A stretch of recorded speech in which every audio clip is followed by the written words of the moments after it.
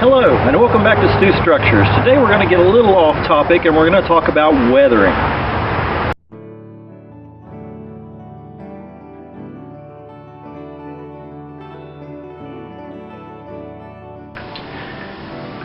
Okay, so I know normally my main focus on this is prototypical building and scratch building of prototypical structures, but another friend of mine has a YouTube channel out there too, and he's one of the people that hang out on the YouTube model builders, but Ron's Trains and Things is his channel, and he has a contest going on right now for weathering freight cars. Several people have jumped on it, and I decided, well, you know, why not? He's supportive of a lot of the channels out there, so I figured I would throw my name in the hat. So we're going to dedicate this building into showing you what directions I'm going in and getting the first of 4 videos out there for this weathering contest. So stay tuned. The first car I'm going to be working on is a PS2 covered hopper. This number is 263101 with a B&O label. The PS2s were Pullman's attempt at doing a standardized plan for a covered hopper. Their first builds were around 1954, and strictly were 2 bays back then, but by the early 1960s they had 3 bays, and they started extending sides and doing some work with the underneath so they could put bigger payloads in them. And later on they had 3 and 4 bays as well. This of course is a 3 bay that you see in front of you here. I have a few shots of cars that are close to this in the B&O label. I didn't find this exact car. This has a unique set of ribs and supports on the side of the car, as you see it here. And the shots that I found here were a different ribbing, but basically the same car, and the weathering would have been real similar on the pictures you see here compared to this car. So I'm going to use them as an example and give me some directions of where to go. I don't know that I'll do any of them exactly as these cars are weathered, but it gives me some guidelines to work from. This next car you see here is a cylindrical hopper. This car was manufactured by Front Range as a hobby car here you see. This was originally an ACF style cylindrical car. This one is in chassis colors and B&O of 606612 car number. These produced starting in the early 60s. The center flow started about 1964. The B&O had quite a number of these. They used them in a lot of different types of service, but they are a very nice car.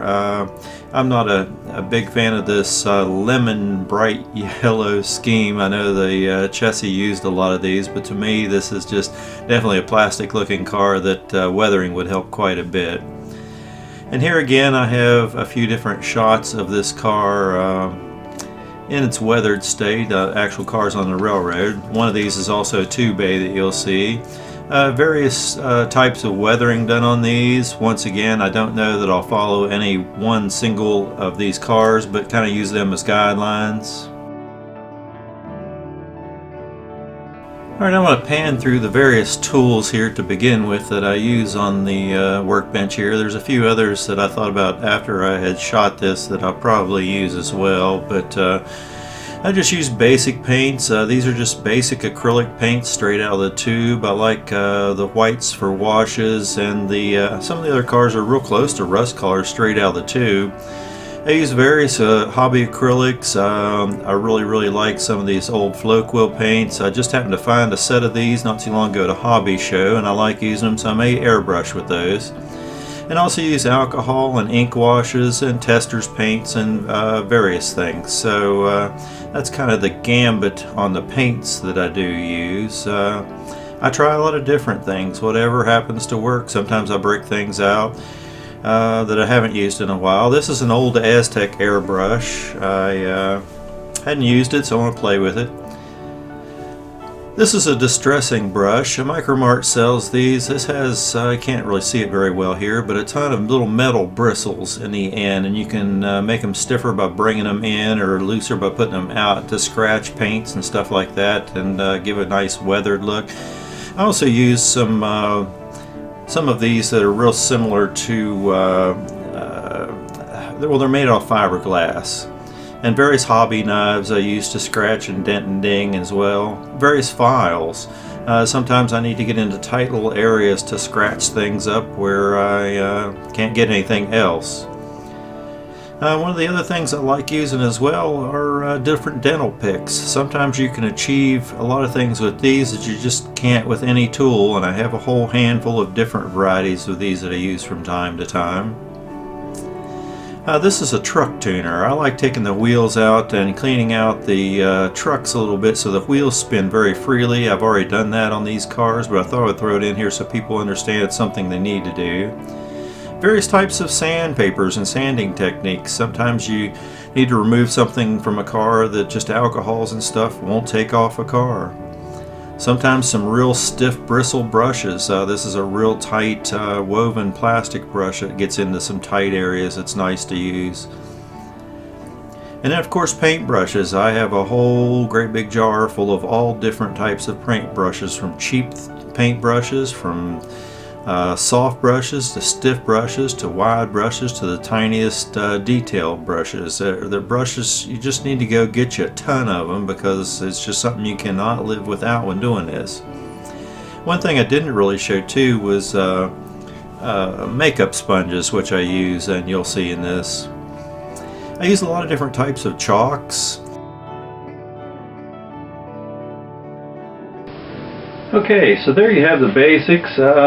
All the tools and stuff that I showed are various ways of weathering. There's a bunch more out there, and a lot of people have their own ways of doing things.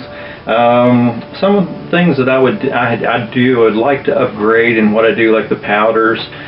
There are better powders out there than me using the chalks and stuff that I do use.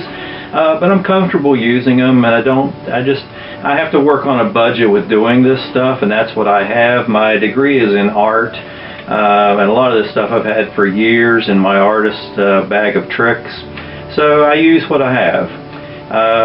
But for everybody out there that wants to do this type of thing, just find some mediums to work with and practice and build your skills. You're not going to do the perfect car off the bat.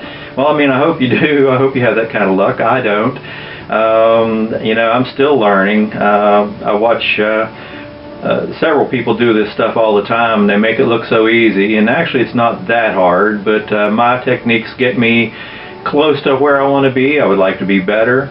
And all the tools and everything that you saw that I use, I threw everything in there because I'm not sure what I'm going to use. When you get into a project like this, some things work, some things don't, or you change your mind, you want to use something else. So I kind of just threw in the whole gambit of tools so you could be aware of some of the things that are out there. There are a lot more things out there to use. Just go what's comfortable with you. Okay, so I'd like to give some credit to the people that are sponsoring this contest. Ron's Trains and Things is the main sponsor. He has a couple people helping him, but first off, I'd like to thank him for putting this contest out there. Hopefully it gets more people involved in this, and the other people that are doing the contest can help teach other people to want to do it. And I think that's what all this is about, is promoting our hobby and getting other people involved in the hobby. A lot of this stuff is not that hard. You just need to jump in there and try and learn.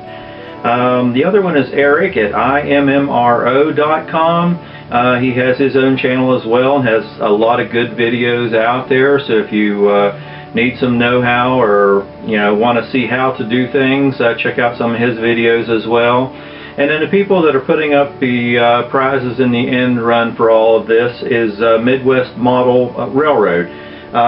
They're a great supplier of model hobby products. IMMRO, he helps sponsor them through all of his videos, and if you use his link to them, you get a little discount too, so that would help support both of them if you go to them and get some materials. But anyway, I wish everybody luck that's in this contest. I mean, I haven't done a lot of this in my life, so hopefully I'll turn out something that looks halfway decent. I guess we'll see as time goes on.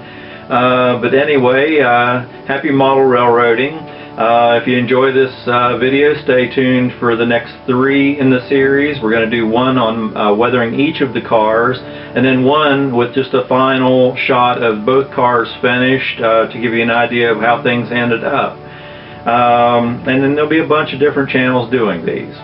So thank you very much for watching my channel. I appreciate it. Thanks to the new subscribers out there. I hope we give you some good content in times to come. And thank you again. But anyway, hit the like and share button down below. Go ahead and subscribe to the channel. Hit the little bell down there, and then you get a notice every time we have new content to come out. Once again, thank you very much.